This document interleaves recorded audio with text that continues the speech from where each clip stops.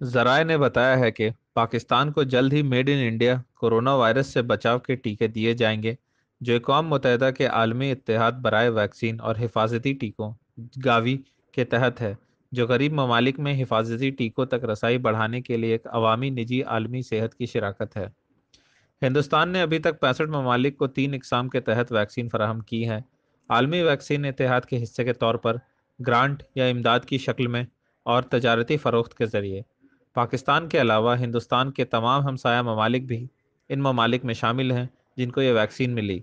गुज़िश्ता साल मुत्तहिदा गावी इत्तेहाद ने पाकिस्तान समेत तकरीबन 190 ममालिक की 20% आबादी को मुफ्त वैक्सीन फराहम करने का वादा किया था। अगरचे रसद के बारे में तबादला ख्याल अभी भी जारी है, तवक्को की जा रही है कि हिंदुस्तान में पुणे में कायम सीरम इंस्टीट्यूट के तैयार करदा कोविशील्ड की 45 मिलियन खुराकें भारत से पाकिस्तान भेजी जाएंगी। आधार पूनावाला का सीरम इंस्टीट्यूट दुनिया का सबसे बड़ा वैक्सीन बनाने वाला इदारा है।